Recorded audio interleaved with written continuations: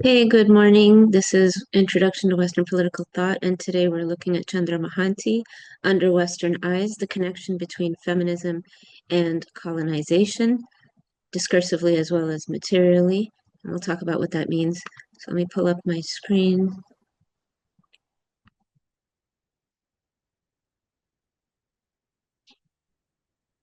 Okay. When we did bell hooks last week, we're looking here at the Venn diagram on the first slide. And here we see that feminism and decolonialism are two bodies of theorizing that have overlap. And both of these thinkers, bell hooks, radical Black feminist from the 1980s, American context, African American within the broader American context, as well as Chandra Mohanty, an international scholar born in India, raised in India, taught English language and literature in Nigeria, and to an African student population, teaching thinkers like William Shakespeare, who, for both an Indian person and a Nigerian person, represents the mother country of the colonial relationship, right? Because England colonized and had colonial kind of inroads into both India as well as Nigeria. So for bell hooks, it might not be decolonialism per se, but for her, feminism has to overlap with discourses that also speak to structured oppression in society. So the racism, the classism, the negative effects of capitalism, as we saw with bell hooks's critique of the beauty and fashion industries for women and how they perpetuate very sexist standards for women to follow. That was principally a critique of capitalism for bell hooks. The point is that for both Hooks and Mohanty, a liberationist idea like feminism, the idea that women should have more freedom vis-a-vis patriarchy in society, that these have to overlap with other forms of liberation, right? Whether that's decolonial or anti-capitalist, anti-racist, etc. For both of these women, the feminist project itself ends up repeating and re-perpetuating the ills of society. For bell hooks, we saw that she had made commentary and analysis with respect to liberal white feminism in the United States in the 1960s and 70s, coming out of the sexual revolution and the beginning of that modern moment for women's rights, that there was a relationship there between the goals and the aspirations and the understanding of liberal white feminists and Black feminists, right? And women of color feminists at the time, that there was a layer of privilege that the feminist discourse didn't unpack. It left it unsettled. It left it undisturbed. And so bell hooks already talked about this a little bit, that there are ways of harm that prevent a universal sisterhood or a global sisterhood, to use Hooks's words, because white feminists, many of them have not done the work of self-reflection, critical self-reflection, building bonds in community with other women, with poor women, with women of color. And so we saw this with Hooks. With Mohanty, we're going to see more of this, and she gives us additional theoretical framing for understanding this. And today we're really going to focus on the motif of the third world woman, because that is the main analytic that Mohanty uses in her essay Under Western Eyes. So let's go straight to Mohanty. We finished bell hooks last week. And Under Western Eyes, she's going to talk about the relationship between feminist scholarship and colonial discourses. So the first thing that we see is, how does colonization relate to feminism? Let's do the definitions first, and I'm going to ask you to recall where we have seen some of this language. Which thinker that we've looked at so far did use some of this language? So number one, colonization. It is a relation of structural domination and suppression of the subject's heterogeneity. A lot of big words. A relation of structural domination. When we were looking at Amy Césaire, Discourse on Colonialism, we saw this language. Now, of course, Césaire himself being a Marxist, and of course, we looked at Marx, although we looked more at his questions of identity, citizenship, and alienation than we did about superstructures, right? Economic superstructures in society that were exploiting the working class. We didn't really look at that part of Marx. We looked more at like the Jewish question and some of his critiques of Hegel. But this language of structural domination, this is coming to us from the critical camp. It's coming to us from Marx. It's coming to us from Aimé Césaire, who himself was a Marxist, and continuing Marxist thought as it applied to the Caribbean, to Césaire's own context, and to the broader phenomenon of European imperialism and colonization in those long centuries that led to the island nation of Martinique having the history that it did, that led to the Haitian Revolution and our discussion of that. So a relation of structural domination. Number one, colonization is a relationship between two entities, right? The mother country and the colony, or the metropole and the it's the opposite of metropole, and the outskirts, right? The core and the periphery. So the countries of the core, to use world systems language, enter into a relationship in which they structurally dominate. And here, structurally means that there are actual structures that they use to do this. What kind of structures? Well, nowadays we have the International Monetary Fund, we have the World Bank. Back in the 1800s, 1700s, 1800s, 1900s, the structures include actual military presence within the colonies in order to police and gentrify and securitize the settlements of the colonizers within the colonies. Anyone who hasn't yet already, please do watch the film The Battle of Algiers, as it shows with a quite impressive amount of historical accuracy the presence of the French in Algeria prior to the Algerians expelling the French colonizers from their country. But this relation of structural domination, says Mohanty, does something else. It suppresses the subject's heterogeneity. Now, the subject here are the colonized people, right? They are the subjects of the mother country. India was, the population of India was the subject population to the crown, the British crown. Now, what does it mean to suppress the subject's heterogeneity? It means that the Indian people, just to continue our example, that they're diverse, right? Like any nation of people upon the earth, they are very wide-ranging in their experiences and their problems and their, within the range of what the cultural precepts are of that place. There is cultural diversity as well. There's linguistic diversity. There's religious diversity in the case of India as well as elsewhere. Women as a group, if we were to say Indian women as a group of people, what Mohanty is saying is that feminist discourse, and again, discourse is the official writing on a topic.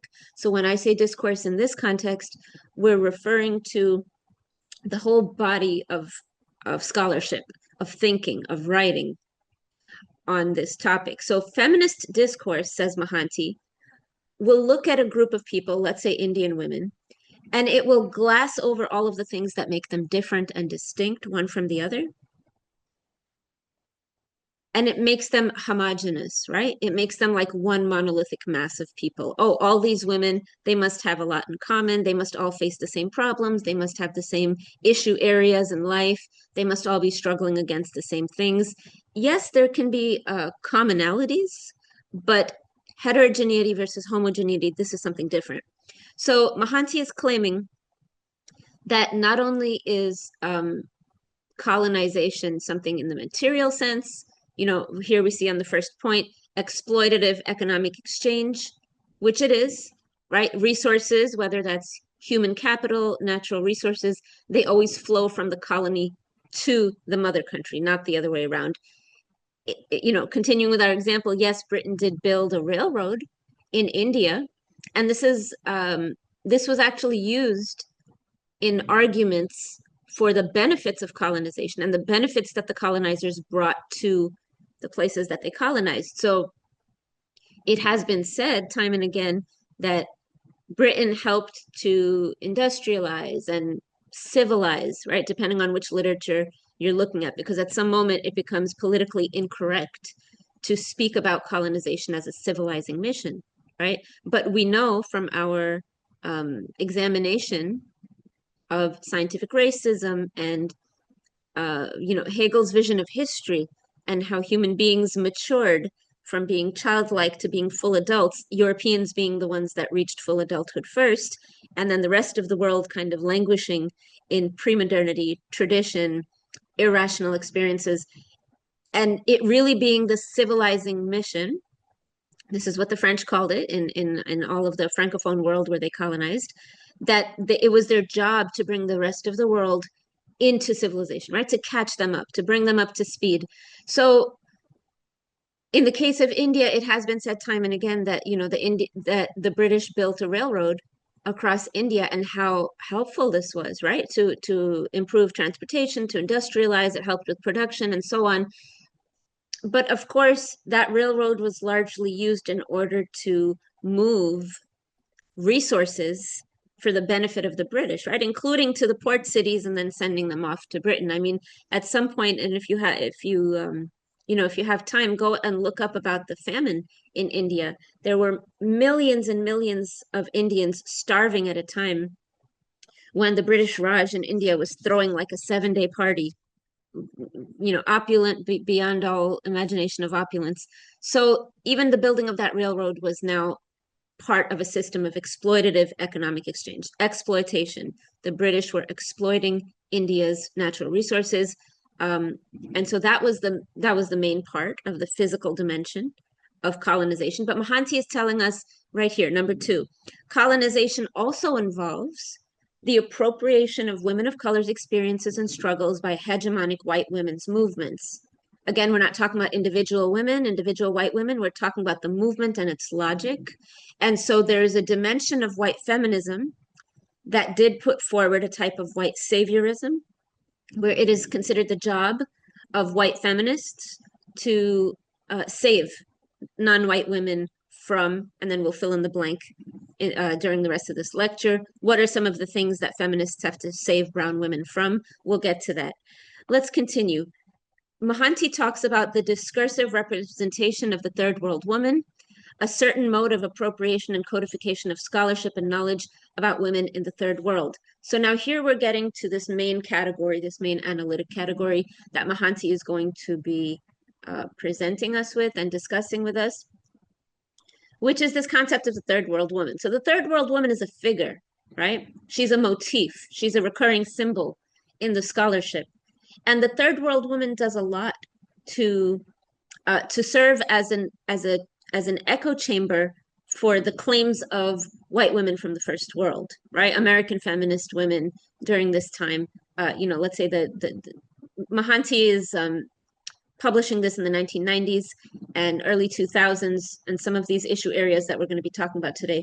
So the third world woman is like a figure within the scholarship, right? And Mohanty is suggesting that she's a fictitious character from the imagination of within the feminist movement at the time. And it involves appropriating certain knowledge about third world women and creating that knowledge, right? Creating these discourses. And it's called discourse is never apolitical, right? Language is never apolitical. There are always values because language is essentially an agreement over the fundamental meaning of values, right? Expressed through language. And that's why language is always, contentious. But so Mohanty does admit that Western feminism is not homogenous. It's not all a monolith. Nonetheless, we can detect what she calls a coherence of effects. These are her words, a coherence of effects that come from the assumption that the West is the primary reference in theory and praxis. Now, I want you to hold on to this point because next class, we are going to look at Charles Mills in his work, The Racial Contract. And what you're going to see in Mills is more of this language, structural domination, and more of this language, the West as the primary referent in theory and praxis. Now, what does this mean?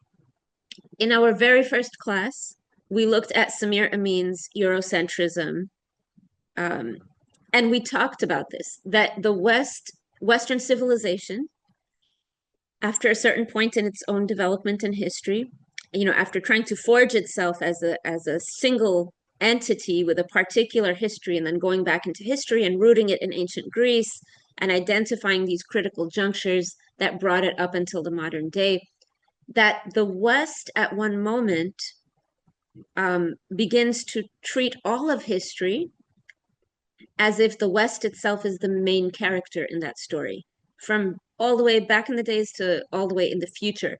That history is really the life story of Western civilization, and all other people in the world are like side characters to this main character story of Western civilization.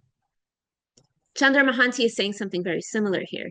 She says that if we look at the feminist discourse, we find a coherence of effects that show this assumption that the West is the main character, right? In both theory as well as practice. Mohanty says that there's an assumption of implicitly consensual priority issues around what apparently all women should be working on. What does that mean? Let's say we are American women.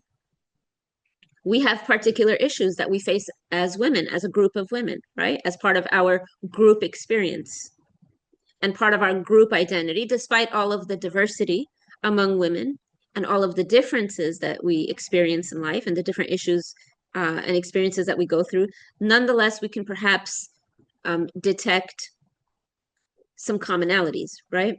And as American women, let's say we start to organize around that, right? We start to think around it and research around it. We start to write about it, try to come up with policies that can improve our condition, try to understand the psychology behind certain patriarchal instances that end up oppressing women and girls as groups of people in society. The issue becomes when we take our priority issues that we say, okay, well, as American women, here are things that would improve life for all of us and as well as for all members of society, right? Even those outside of our group. The issue becomes when we take that set of priority issues and then we turn and we look at Mexican women, or we look at Venezuelan women, or we look at Somali women, right? Or Palestinian women, or Indian women, or Gambian women, or Canadian women, or women from Belgium. And we just assume that they must also be experiencing the same things. And so if in our context, because of our history, our particular historical development in the United States when it comes to the regime of rights, when it comes to enfranchisement, right, and the vote, when it comes to the sexual revolution, concepts of embodiment, reproductive rights, when we look at our own history, and then we say, well, we've come to this conclusion, this set of conclusions about what's priority for American women, we can't now take that and just export it as a package and just assume that women in other parts of the world should aspire to the same things that American women are aspiring to. So this last point about the implicitly consensual priority issues, implicit means it's not said outright explicitly, and consensual means that we've all come to a consensus around it, right? We agree. So that's what she means by this part. Let's continue. Now, how does some feminism end up colonizing or help to, perpetuate these phenomenon of colonization and disenfranchisement of other people? Well, one of the things that Mohanty wants us to keep in mind is that feminism as a practice and as a body of ideas is inscribed in relations of power, right? So it doesn't exist in a vacuum. The movement for women's rights does not exist in a vacuum. Rather, it is socially located. And that's a term we've used a couple of times this semester, but it's experientially located. The women who do this work, both organizing and theorizing, they exist in the actual world, right? They relate in a particular way, each of them distinctly, with the power structure of American society, for example.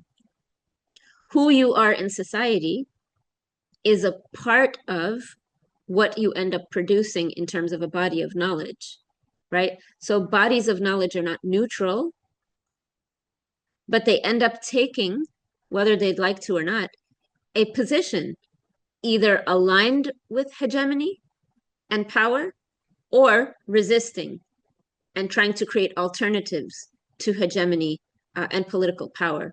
So there's no such thing as discourse that is not political, as apolitical discourse.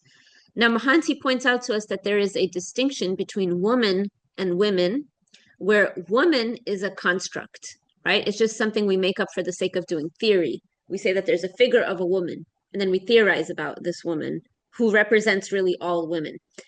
And this carries, according to Mohanty, the Western humanist signature. Here, humanist means that tradition coming out of Renaissance humanism, which separated the world into multiple realms, and each one has its own really set of precepts and laws and rules for governing it. So we talked about this with Machiavelli when we talked a little bit about the Renaissance, post-Reformation ways of thinking in Europe. But Western humanism is a particular concept of the human being as a rights bearer and a history maker, after the Enlightenment, free from tradition, free from religious kind of rule over their thinking.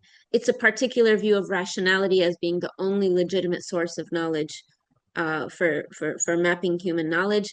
And this, if we just say woman in the abstract as a construct, then it's carrying this invisible baggage, right? It's not naming this Western humanist signature as its baggage, but it's there. It's coming along with it.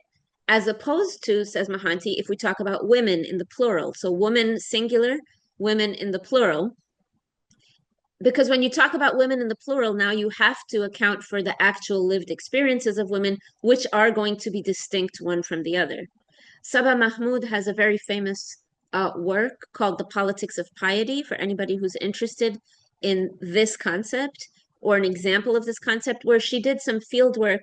She's from University of California, Berkeley, and she did some field work in Egypt in the 1990s, looking at the Pietist movement. There was a religious revival in Egypt in the 1990s, and she sat with women in like different mosques and different neighborhoods, and it was like a really in-depth, what's the word? Not a historiography, but a very in-depth like ethnography almost, where it was interview based, and she spent time, months at a time with some of the women who were either teachers or students in these circles of knowledge as part of this religious revival. And she realized that if Western feminists, liberal feminists, secular feminists, if they look upon this women's movement or women's participation within the broader movement in the nation, that they would not be able to register the agency of these Egyptian women, of these Muslim women. They wouldn't be able to see them as full subjects. Why? Because apparently what they were working towards was against their own best interest. And this came up a little bit in our conversation around false consciousness that we had a few weeks ago in class. But this idea, and so Sabah Mahmood does a great job of spelling this out, this woman versus women dynamic within the feminist literature. She says when Western feminists look at the Egyptian pietist women, they see them as less than fully agentive, right? Less than full subjects in their own right. Because what are they doing? They are trying to embed themselves deeper and deeper within what a Western feminist would consider a patriarchal institution, aka organized religion, specifically Islam, right? Islam, as one of the major world religions in the world today, is considered the most problematic when it comes to the space of women in the world and within the religion. So that was just one example. But Mohanty here is telling us that within the literature, there are concepts that haven't been unpacked yet, that feminists have not come to terms with their own hegemony and how they reperpetuate that within the literature, the scholarship, and the discourse. Let's continue. Privilege, ethnocentric universality, inadequate knowledge of other women, world system in which the West dominates, singular monolithic notion of patriarchy. All of this leads to what the literature identifies as the third world difference, right? There, you've heard of American exceptionalism. Well, there's also third world difference. And we don't use third world anymore as a concept. We use the global south. But global south and the third world refer to the same set of countries in the world. If you're using world systems language, this refers to the peripheral countries of the world. These are countries that are economically not at the developmental index of Western countries. These are countries that have not fully industrialized. These are countries often that owe a lot of money to international lending institutions, specifically to Western countries. And so this third world difference is made up of this concept that when you look at the third world, there's like a difference there. You're looking at a different world, and it's it's all a monolith, and it all suffers from the same kind of problems, although the causation is never really a part of the analysis. The causation is colonization, right? Colonization robbed these countries of intellectual capital. It destroyed traditional modes of knowledge and being in the world. It disturbed indigenous economies and agricultures. It created basically like farms all around the world to funnel and feed the whole world based on a global capitalist system, the benefactors of which are the Western countries, right? The global North countries. But privilege is a part of that. So the privilege of the West and Western feminists is a part of that. Ethnocentric universality. Ethnocentrism means when you believe that your ethnicity, your culture, right, your ways are superior to that of others. And then universality, we've talked about universality a lot with Samir Amin, with Hegel, with Kant.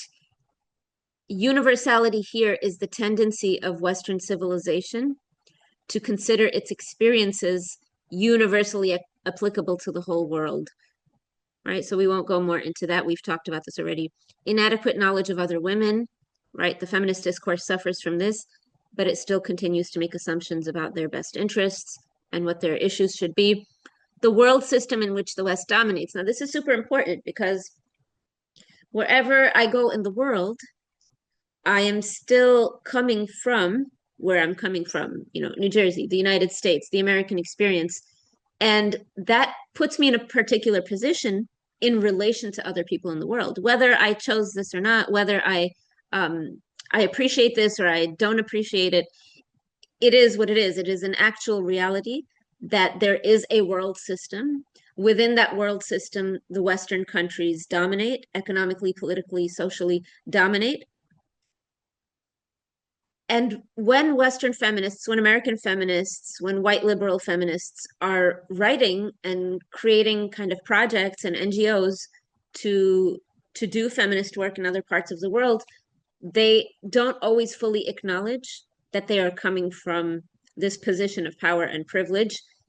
And then step two of that would be, well, how does this power and privilege taint or affect my assumptions and my work as I do this organizing and theoretical work of feminism and women's empowerment?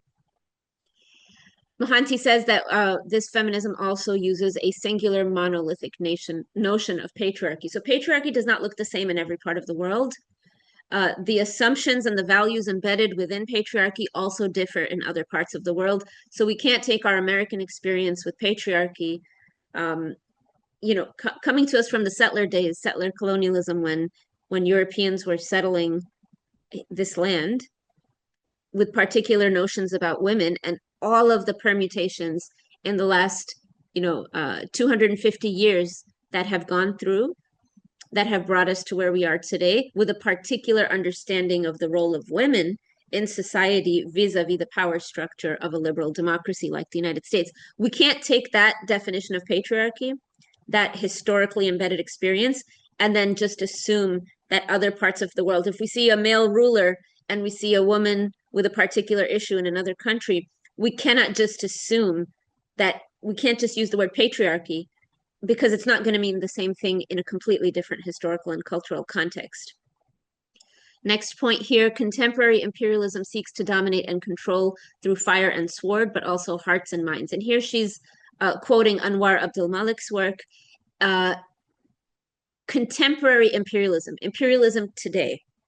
We don't have to look very far. The United States is threatening to go to war with Venezuela as we speak. The United States is financing Israel's genocide in Gaza. These are imperial wars. And so contemporary imperialism is seeking to dominate militarily, right? Fire and sword, through actual, firepower and what being dropped in other countries around the seas. but also through hearts and minds. So there is a discursive dimension to colonization. There's the physical dimension, which is military and economic exploitation, and there is discursive. Discursive means how are we telling the whole world and the people that we are going to colonize or bomb or just, bring into our markets for export? How are we going to tell them what we're doing? What are we going to say that we're doing?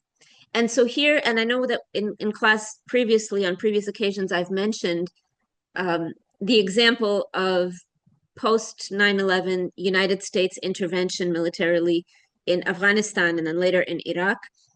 Two different justifications were given, but in the case of Afghanistan, and this is very appropriate to our discussion of feminism and Mohanty's critique of feminism, the justification that was given was that Laura Bush, the first lady, President George Bush Jr.'s wife, herself a Mexican American, her kind of going in the public eye and making these official statements that we have to go to war with Afghanistan because the women of Afghanistan need us, which of course was completely patronizing and complete nonsense. The women of Afghanistan had been struggling against the Taliban for decades with the Revolutionary Association of the Women of Afghanistan, RAWA, at risk to their own lives, so that their daughters could go to school and learn to read and write, and so that they could not have to wear the burqa, all kinds of things, right?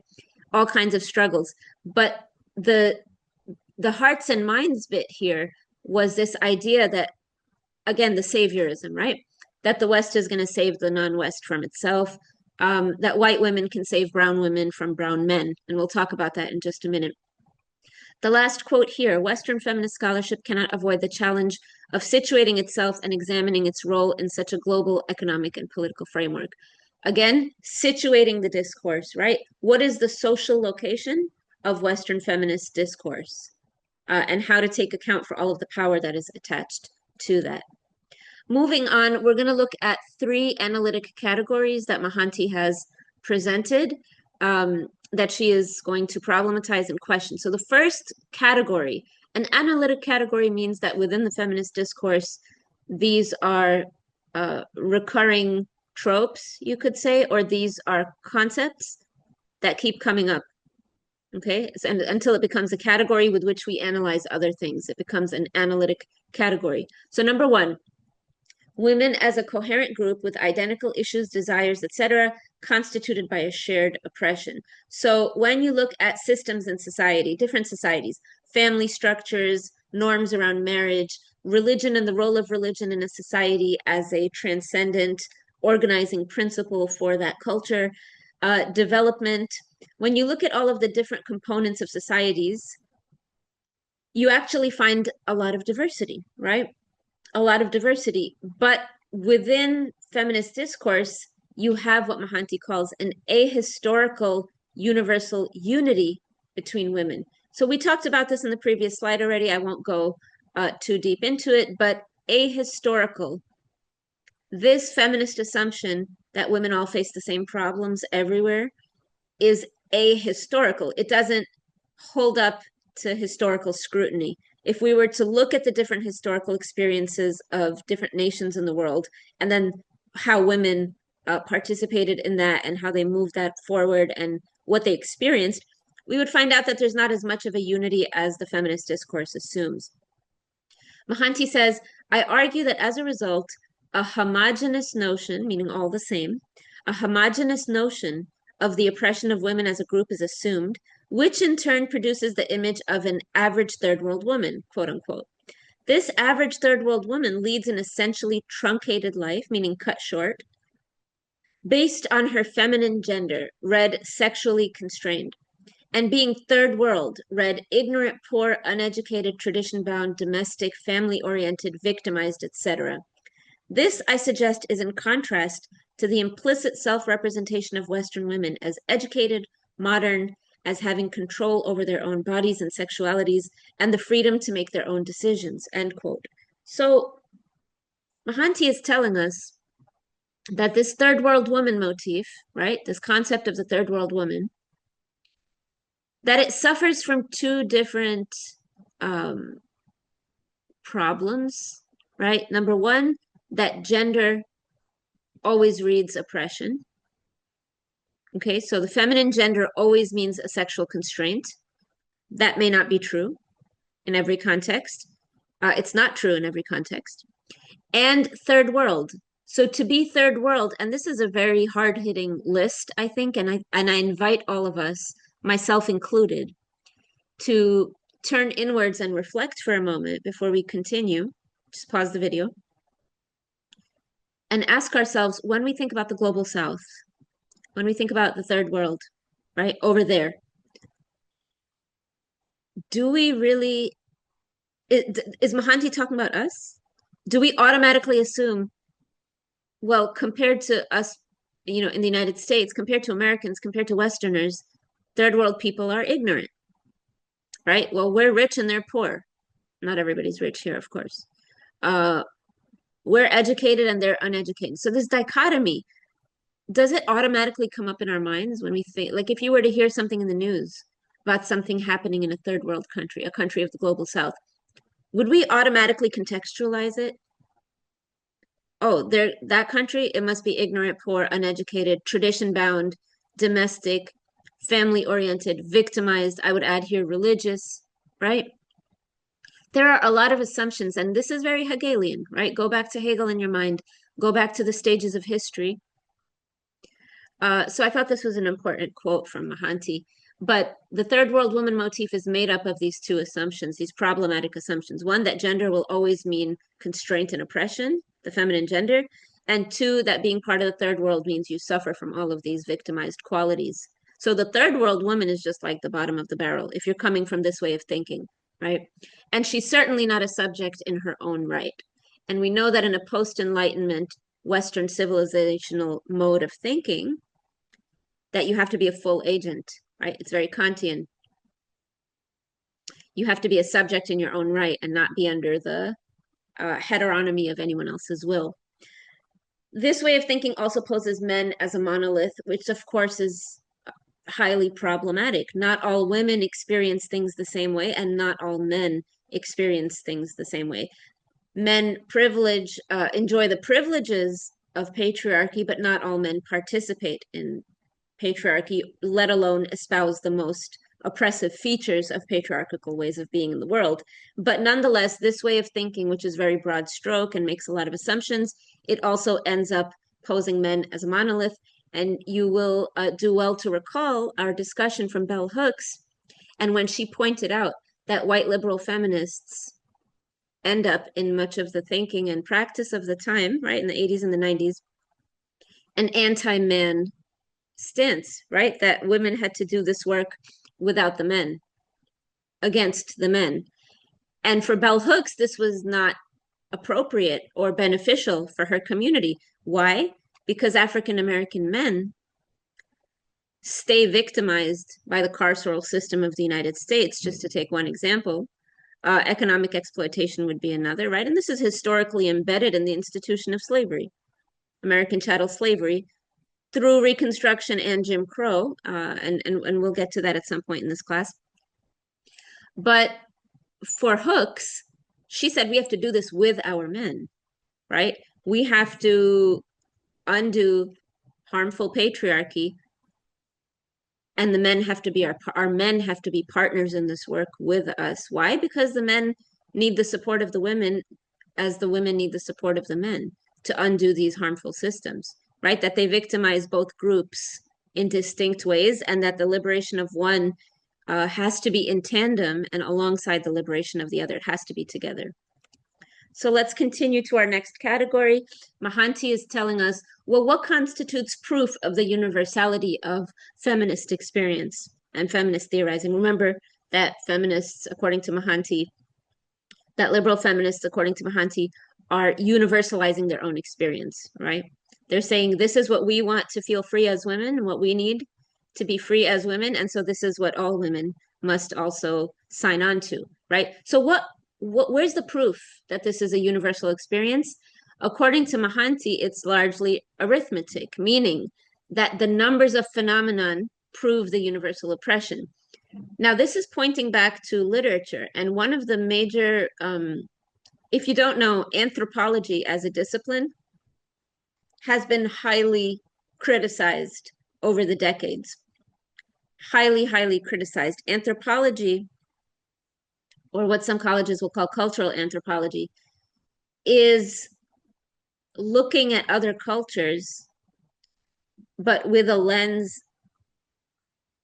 that this is just an intellectual curiosity, that there's a wide gulf between the looker and the thing that's looked upon, right? So the anthropologist, the gaze of the anthropologist, the eyes of the anthropologist looking at another society, and this idea of being like a passive observer, that this has been highly problematized and criticized in the literature for decades now, because it's doing a lot of what Mohanty is telling us that feminist discourse does. It's doing a lot of reinscribing power relations that can be oppressive to people just through the act of being an anthropologist, living in a society, studying it, writing about it for the benefit of your audience back home in the West.